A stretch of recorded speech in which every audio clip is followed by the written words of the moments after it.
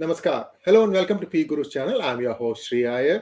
Today is Monday and this is episode 419 and joining me is my co-host Sridhar Chityalaji. Sridharji, Namaskar and welcome to P Guru's channel. Namaskara and good morning to all. Sridharji, the banking crisis, that's the first thing that's run front and center.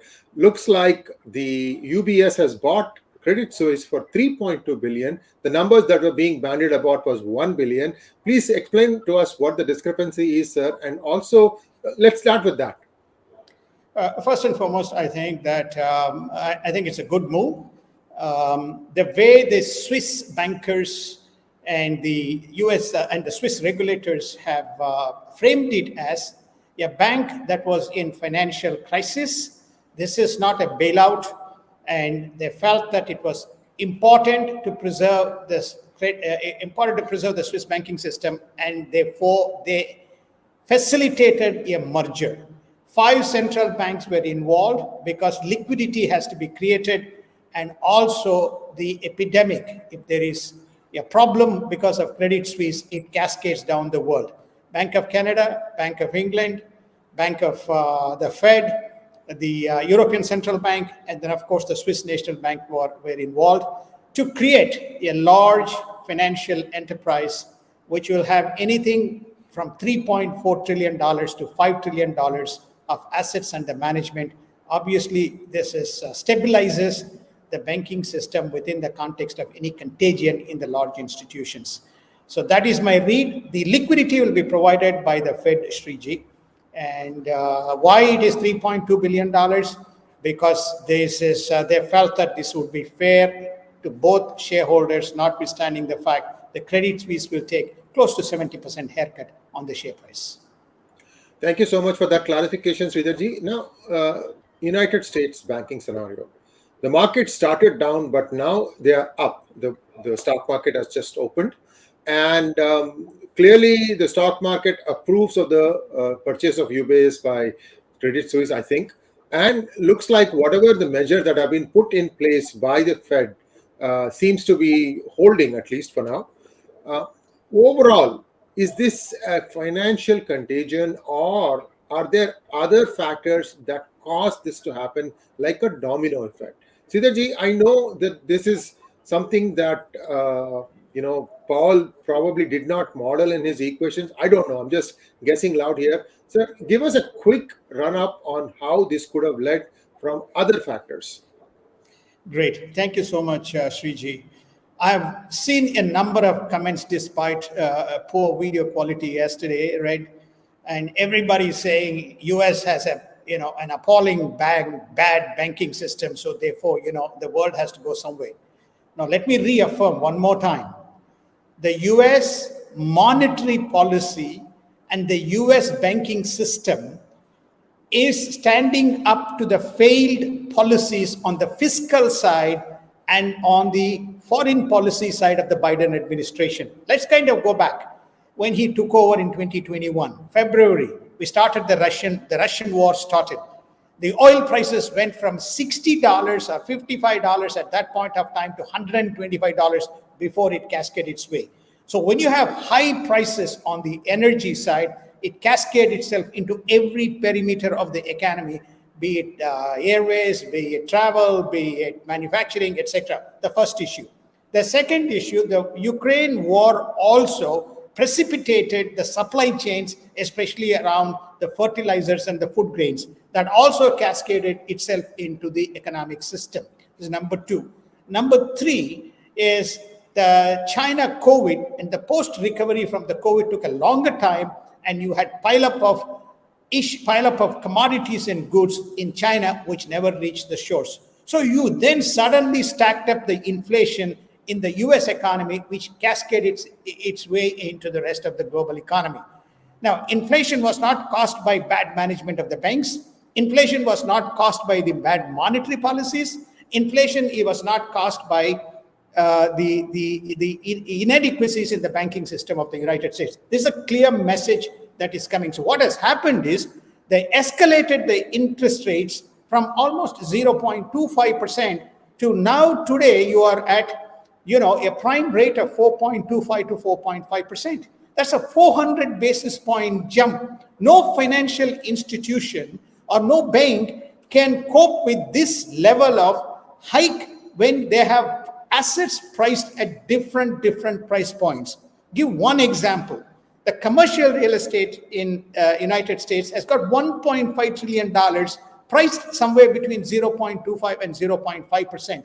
When those loans mature in the next 2 to 3 years, the hike in the interest rates to reprice those loans is going to be enormously difficult unless the banks, unless the Fed comes up and the Treasury comes up with a policy to reprice those assets and give them a better terms. As an example. Now, what is the escalating effect? The escalating effect of this is that you are trying to solve a supply side problem with a monetary policy, and the banking system is still trying to stand up and cope with it. Many of the smaller banks, which had a 50% to 45% deposits, which were uninsured, large volumes of deposits, they have no capacity to address this unless that part of the issue is also solved. So you look at the hike in interest rates, simultaneous withdrawal of quantitative tightening, fiscal issues remain unresolved. What is the collateral damage? The collateral damage is the banking system and global economy. Sriji. Thank you, sir. And since countries like India did not have this kind of a yo-yo swing in interest rates, perhaps it's not going to see something like this. Let's just hope for the best. Sir, let's take a look at what is happening in the Asia region. And looks like Japan and Taiwan are making preparations for war in lieu of the upcoming visit of Xi Jinping to Putin. Let's take a quick look at the region itself. We are going to show you some slides, Sridharji. Perhaps you can talk to that. Can we have the slides, please? Go ahead, sir. Here right. So you can see in this particular map, Sakishima Islands, which is south of Okinawa, down south of Okinawa, not too far from Senkaku and not too far from Taiwan. This island is now being prepared by Japan for potential evacuation of tourists and visitors in anticipation of an imminent war that is in the horizon based on the intelligence which the Japanese and the Koreans and the Taiwanese are interpreting. We have always talked that the Senkaku would be the first point of inflection. There's one other incident that took place about a week ago or a couple of weeks ago. There was Chinese ships passing through the Taiwan Strait. By inadvertent or by intent, they cut off the cables which provides internet connection to some of the adjacent Taiwanese islands, which are in the next map that you will see. So all these things point to Japan, Taiwan, and Korea preparing itself that there is trouble looming in the region, Sriji.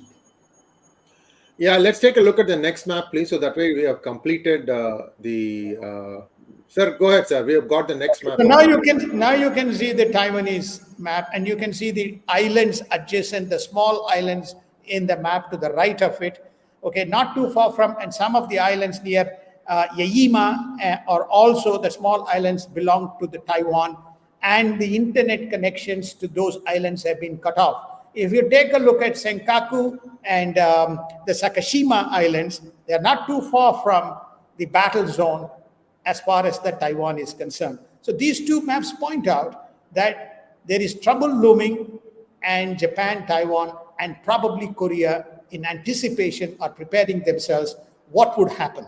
The Taiwanese as well have now come up with mobilization plan in the event of a war, how the government would function and how it will mobilize various resources as well, Sriji, to make the point that there is trouble clearly looming in the region.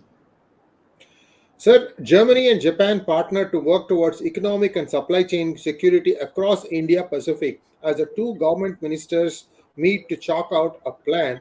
Japan's foreign minister visits Solomon Islands and talks security. Now, Japan is working on evacuating tourists that we touched upon. Many Asian analysts propose that South Korea should be invited to join the Quad to further enhance regional security. Sir, Quad, is it dead or alive or kicking, sir? Where exactly does it stand? Will it be able to take new members also? I think it should take new members. Whether it is alive or dead, I think Quad exists by name. Japan is a very strong advocate. The two terms that Japan and India and some of the nations that are referring to is not Quad, but they're talking about Global South and Indo-Pacific. Indo-Pacific peace, Indo-Pacific maritime security, Indo-Pacific supply chains, and Indo-Pacific technology companies and non-disruption of technology complexes. This is what these countries are talking about. Quad doesn't get mentioned. It used to be Quad, which was responsible for these issues, Sriji. Thank you, sir. And a new alignment, just like Sridharji has mentioned, is forming. It's called JIKIST. Japan, India, Korea, Indonesia, Singapore, and Taiwan. This is an acronym that we have come up with. It rolls off easily from the tongue. You could have done other variations also. Sridharji, this is a new grouping. Is it formalized or is it just something that we think will happen? P gurus are the very strong advocates of the formation of this specific group. It is realigning itself along those. So if you have heard it for the first time in P gurus. So Japan, India, Taiwan, Korea, Indonesia. These are now coming up with common strategy around how to look at transporting manufacturing in the event of disruption, how to coordinate supply chains, how to think of rules in engagement around the Indo-Pacific or South China Sea, how to address the issues around the energy, especially because both Indonesia and India are rich producers of coal in conjunction with Australia. But these are the nearshore islands which are connected in the Indian Ocean and in the South China Sea. And now let's take a look at India news. Prime Minister Kishida is visiting India now. And again, so this is again underlying what we just finished saying, that there could be an even deeper relationship. Sridharji, India has been working closely ever since Modi came to power. Maybe you can talk about some of the things that are not found on MSM, but there is a much deeper bond that has developed over the last 8 years. Talk to it, sir. So for example, we just mentioned JIKIST, which is not covered in mainstream media around all these different aspects, right? Yes. Nobody has talked, which is namely effectively around the whole semiconductor and electronic complexes are very closely being worked on. And secondly, around the energy side, the coal is now back, notwithstanding the fact that all these energy czars are talking about coal, cut coal, cut coal, cut coal. So therefore, that is. Number three, Singapore has been playing a very active role in saying there has to be a fair and rules-based game and no kind of blockades in South China Sea which affects the people. So you're beginning to see a very close coordination on all important aspects, be it supply chains, be it security, be it a common rules-based model, be it moving the electronic and semiconductor complexes out of Taiwan into areas such as Korea, Japan, as well as into India. Flow of capital that is being committed to support this augmentative efforts. So this is what is the underlying thing that is going on, which is reaffirmed again today in the press conference by Japan. And Mr. Kishida calls India as an indispensable partner in this specific journey. So this is what we are seeing, and we will uncover more of this in a very coordinated effort, unlike the Russia-Ukraine war, where Europe was caught unawares. Sridharji, in May, there is going to be a G7 meeting in Japan, and Prime Minister Modi has been invited to attend that. I think that this is a very important move. Germany had invited India for the G7 meet in Germany. Japan is now inviting. My feeling is that there will be a G8, and the G8, the eighth member, could be India. More than the UNSC, the G8 membership is very critical from a financial stability and from a financial engineering point of view, in addition to trade and commerce. I know a lot of pundits go on talking about de-dollarization and de-dollarization and de-dollarization. It's much more around financial stability. If you take a look at what happened to the Swiss bank, it was the G7 members and it was the central banks of G7 which closely coordinated in the stabilization. So India is very much potentially be asked to join G8 3G. And if it happens, G8, you would have heard it here first. My tongue is doing tricks with me. Sorry about that. Now, Modi has also mentioned that Indian banking system is stable. Sir, India doesn't, venture into these kinds of things. India just does crony capitalism loans. Other than that, Indian banking is quite in the 1950s, sir. Well, I think that this again to all the P Gurus, viewers and audiences and so on. The financial system from time immemorial has been supported by governments and the central banks in close coordination. So therefore, what India is, it's a marketing adage. They're saying we are stable, you come here. But remember, the vast amount of capital for the startups came from the banks in United States. United States is the engine of innovation and growth, both from a capitalization and from a monetization point of view.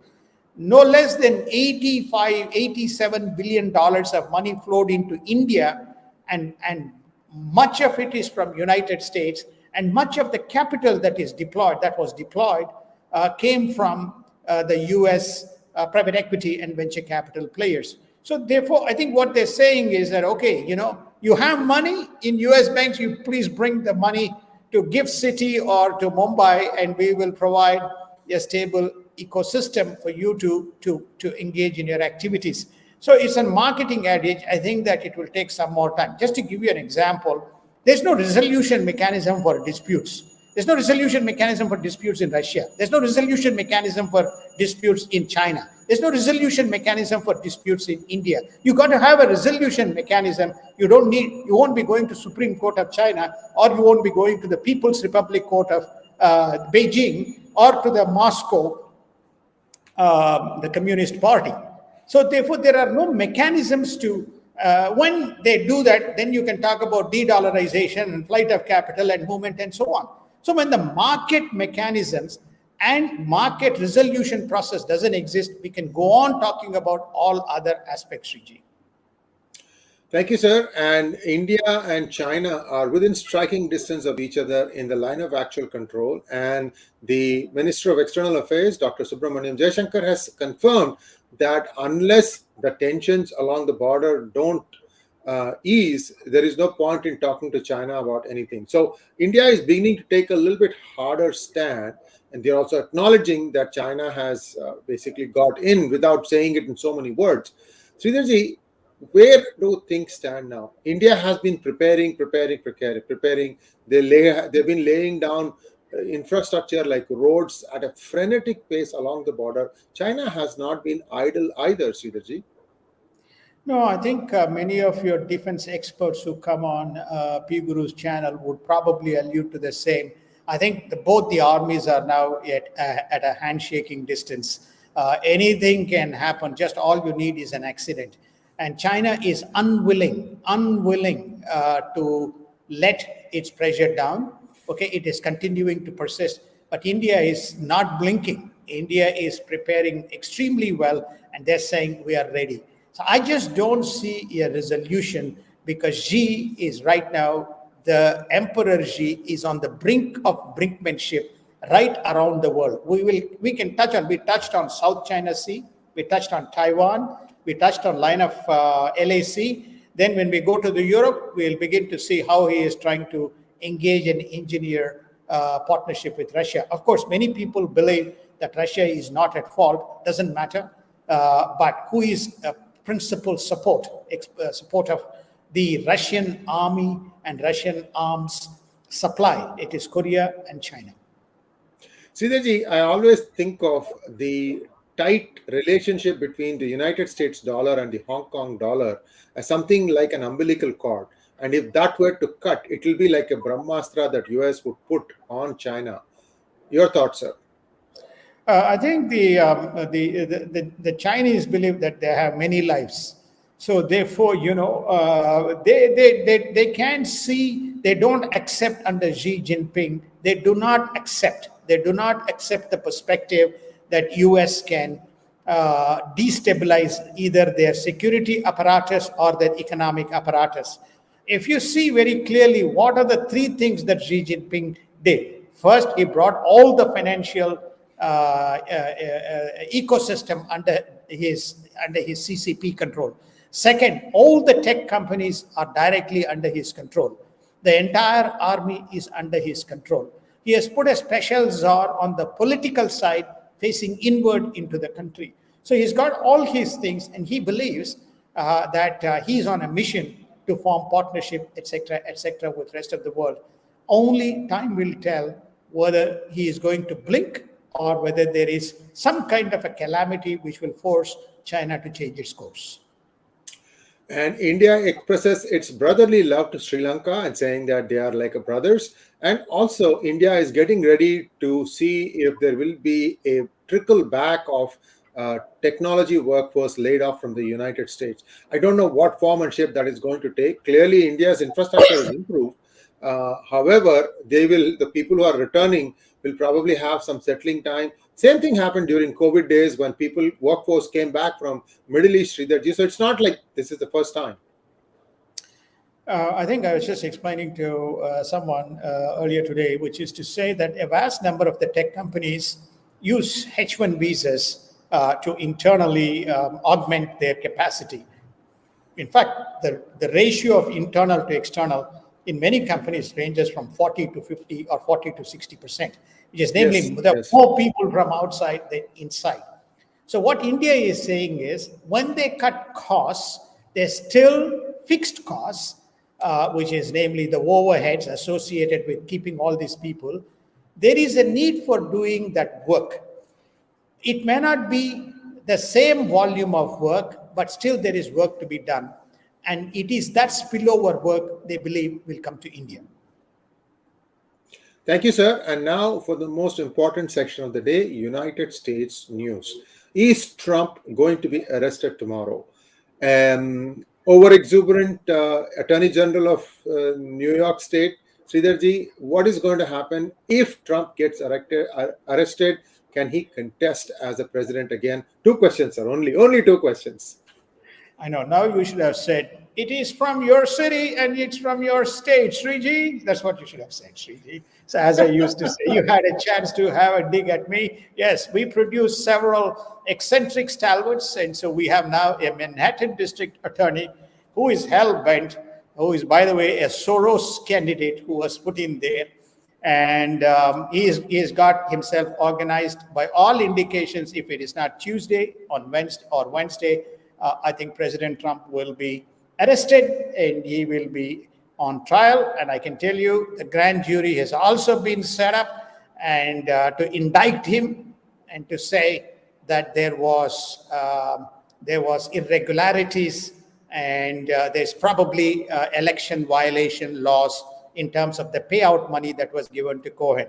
But many legal experts say it is BS, it'll be thrown out and he will come out successful. And Elon Musk has tweeted, this is the inflection point finally to bury the Democrats in the next election. So I think they're marching towards that unbeknownst to them, Sriji. That's my assessment. But there will be some trouble.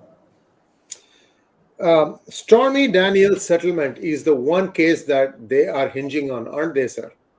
Yes, it is the settlement. It is supposed to be alleged affair between, this has been dogging since 2016, pre-2016. And for which to settle her before the elections, money was paid to Michael Cohen and he settled the dispute. And there are different ways by which Trump cut personal checks and compensated him.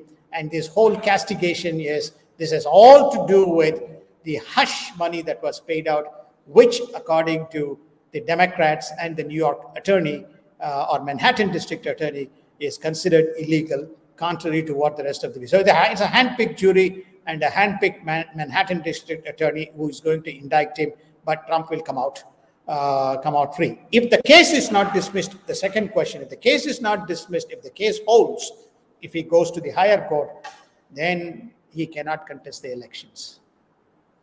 So they are going to do everything in their, in their side, in their armory. They're going to bring out everything they can, basically throw the kitchen sink at him and see what sticks. So we'll wait and see. Sir, let's take a look at the Ukraine war. Now, Putin has been visiting some of the occupied areas, especially around the city of Mariupol. And is this a sort of a thing saying that this is all mine now? Well, I think there are two important things that happened. First, basically went to Crimea on the anniversary of the takeover, and he basically said, blah, rah, rah, rah. Then he went to Mariupol, visited. When he landed in Mariupol, the Russians launched a blitzkrieg of attacks on the east, especially around the Bakhmut region, something like close to 100 to 114 positions, to tell and send a message to Ukraine, okay, now don't mess around, we are here and we are saluting and honoring our leader and we are pounding you away. But the fact is, the Bakhmut still remains in Ukrainian hands. It's a stalemate. All Russia has done is take out the supply chains, and there's some difficulty, so it's an unresolved war. It is also to tell Mr. Xi Jinping, look, I'm holding on and I'm fighting. I need more support. Thank you, sir. I'm just going to quickly rifle through Middle East news. As a regional summit in Sharm el-Sheikh is planned to commence on Wednesday, which will be attended by the PLA, Egypt, Jordan, Israel, and United States, Hamas fires a rocket towards Gaza. Kurdish general asks for toppling of Iranian regime, and Syria and UAE work towards normalizing relationship after the Iran-Saudi deal. A lot of things happening. Kurdish general says fire the entire mullah regime of Iran. The other countries such as UAE are working towards a rapprochement. I think Iran is it's very interesting. UAE is working towards rapprochement with the Syrians and telling Syrians, come on board. We'll bring the Israelis, and Israelis will provide you the support both against the Islamist forces as well as the Iranian regime, which is trying to fight you from your territories. This is what the new kind of realignment.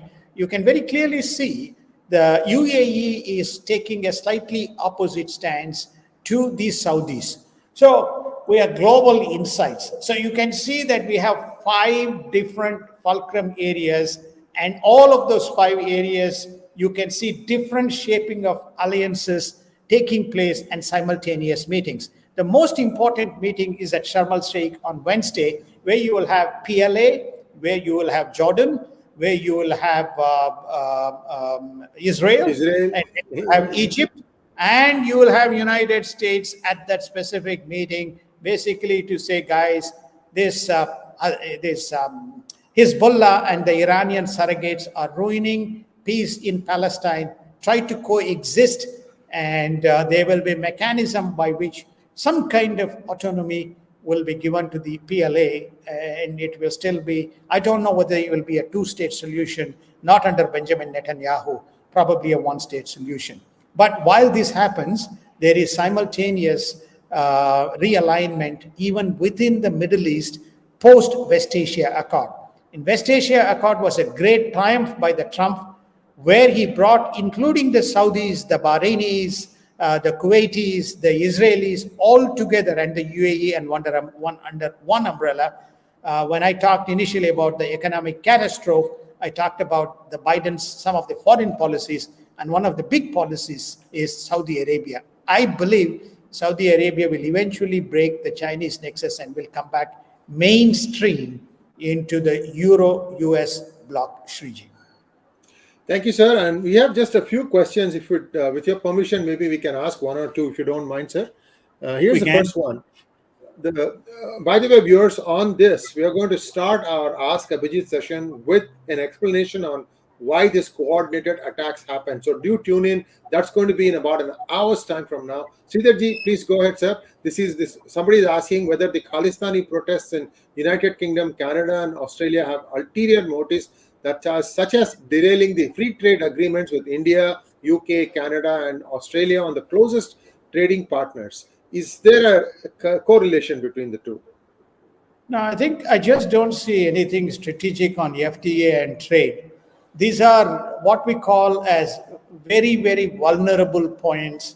UK is a very vulnerable point as far as targeting and attacking the Indian High Commission and showcasing to the world that we can deal with India. So I think that's on the UK side. The Australia is a new frontier in terms of looking at temples and targeting and vandalizing these temples. Canada and UK has always been the forefront of some of these renegade anti-India forces. Doesn't matter they are from within India or from outside India to target and embarrass India, Sriji. Thank you, sir. And another quick question here. Such free trades agreements will fasten the pace of de-dollarization, and these protests, including BBC documentary, are being done to derail this free trade agreement. I think we just answered that question. Let's go to the next question, please. We have one or two more questions, sir. Partha wants to know, will TSMC's 3 nanometer and latest ever shift production out of Taiwan regardless of a hostile China to diversify production? The answer is yes. I think they are looking at both Japan and they are also looking at United States. The answer is yes. They are looking at diversification. Yep. I don't buy this 3 nanometer. I was working in that industry. Even 14 was like really, really difficult. They're just, stacking 3 or 4 and dividing it by 3 or 4 to say that, 14 nanometers stacked 4 deep is divided by 4 is equal to 3. Some gas there. People can read up on this. I don't think there is any single digit nanometer technology possible. Do you understand even the kind of technology you have to use? You have to create plasma, capture it with mirrors. I can go on. Anyway, this is just my 2 cents, sir. Sriji, one is the complexity of the technology and whether you will do 3 nanometer. That's one part. The second part is is Taiwan diversifying as a risk deterrence? My answer is that Taiwan is diversifying as a risk deterrence to globally, augment its manufacturing capacity. So TSMC is not affected. One of the basic things that you have to have if you want to run a fab is 2 basic things: 24/7 water and electricity. And if because you have to run this thing 24/7, you need to have a steady stream of people buying chips from you. So. This is not an easy one. Last time India came this close in 2006 to allowing Intel to make its own fab plant in India, and then at the last minute Intel backed out because the communists sitting in the UPA coalition complained, saying that this is East India Company all over again, because Intel insisted that they will want their own electricity generation plant, not something on the state grid. This was the reason for which they stuck out. Useless people, I'm telling you, people can't work and they will just keep putting spokes in the middle to let others also not work. The winner is Vietnam. Before that, Vietnam was nowhere in the, even in the orbit in terms of what they could do. Now look at India, Vietnam. Vietnam has got the bulk of business that came out of China. People just manufacturing. They just upped their stakes and drove across the border into Vietnam. It's just some of these. This is one of the big screw ups of United States. United States was once upon a time the global leader in manufacturing. We had so many fabs within United States stretching from Texas, going all the way back into California. We gave it away, Sriji. We gave it away. Yes, indeed. Yes, indeed. Last holdouts are like Intel, some plants, and I think Texas Instruments has some analog stuff. But beyond that, maybe 1 or 2 other places. That's it. IBM has completely gone out of hardware. It's just, anyway, long story short, we know how to kill ourselves, shoot ourselves in the foot. Semiconductor, letting go of that was a huge mistake on part of US. And US has abundance of resources, water, electricity, you name it. So. Exactly. Anyway, Exactly. thank you so much, sir. We can go on and on. I can see so many missed opportunities on the side of US. Quarter by quarter profit sharing. The CEO has to make his bonus. I'm sorry, sir. I'm taking pot shots at your ilk, but I have to say the truth. That's all right. I mean, my state is no good, G. So therefore, I concede defeat. My state is no Your good. state is the problem. So we got some great eccentric personalities. We compete with you whether we are deeper blue or you are deeper blue. So we win all the time on being deeper blue, G. So therefore, that's one thing. So yesterday's thing. If people have any questions on the interest rates and other things, I can spend 5 minutes before we wrap up. Because everybody was complaining. By the way, I'm not in Central Africa or West Africa. I'm very much in India. There was apparently some shutdown or some power issue in Airtel. I use Airtel modem, and I also use the Airtel network, in which disrupted my stuff yesterday. So my sincere apologies to all of you. So here's an interesting question from Raghunandan. Is there any advantage for India in G7 or G8 as we are pushing for UPI and rupee, and India rather stand alone than be a slave to global north? Your view? They can coexist. There's no reason why. India has to be, because there's no point in saying, G7 players are responsible for financial stability. If India says it has got one of the world's best banking systems, join. Who are the major trading partners? Why people keep on saying de-dollarization, de-dollarization, de-dollarization? 17% of India's exports come from United States. Japan is a very major trading partner of India. So being in G8, they're also forming relationship with France. They're forming partnership with Germany. And Germany has stated that Germany is going to personally work on the EU-India FTA. India has a FTA with Australia. So what is this clamor about de-dollarization and de-dollarization? If Vostro account needs to be open, United States will open Vostro account. There is no issue on that.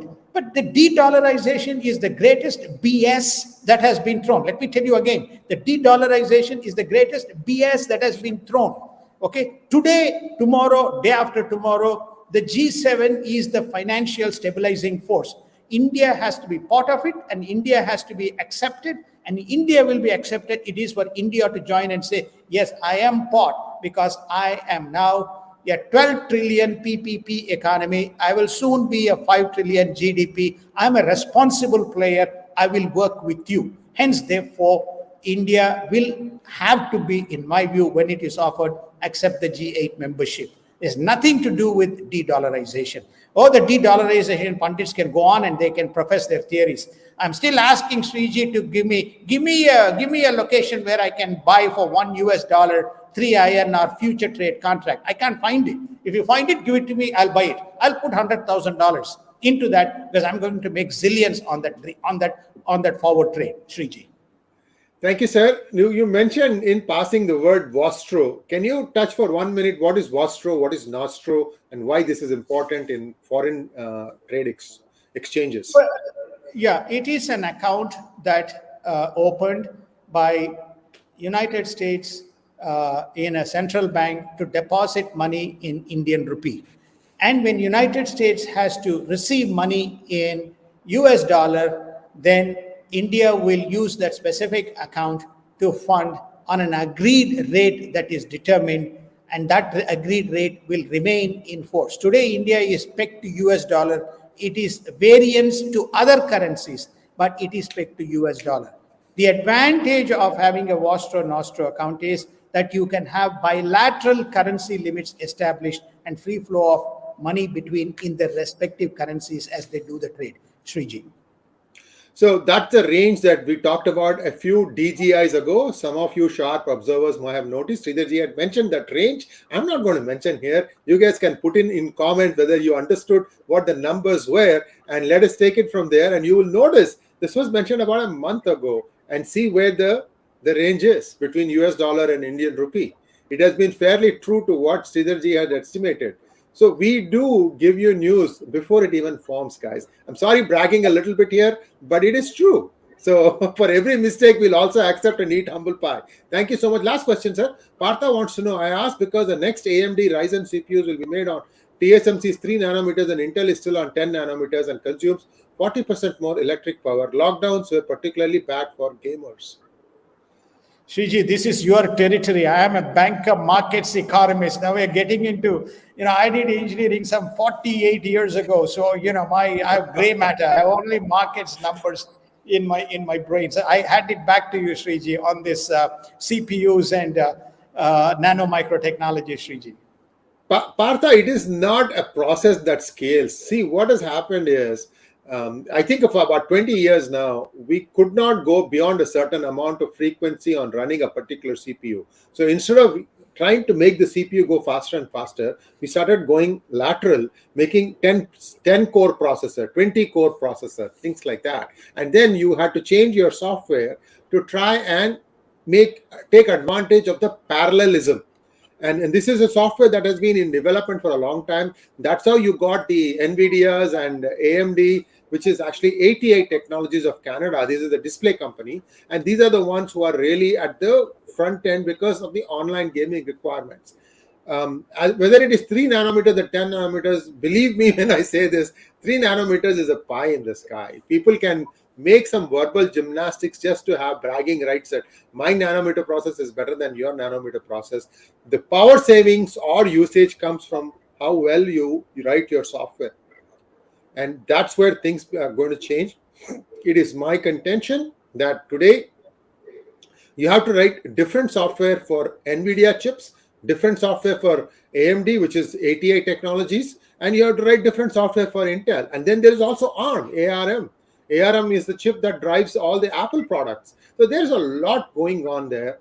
And I think there's more work for software engineers, more QA, more opportunities in India. Just buckle up and you will get more money if you work in software, especially in some of this high-end stuff. A lot of stuff to be made. Thank you so much, Sridharji. And I think I've given some words of encouragement to all our engineering people who are wondering where their next paycheck is going to come. There is going to be a lot of opportunity. Thank you once again, sir. We'll be back in 2 days' time. And Sridharji, namaskaram. Namaskar and happy Ugadi. Ugadi Subhashagalu, Ugadi Subha Ankshalu, Andriki.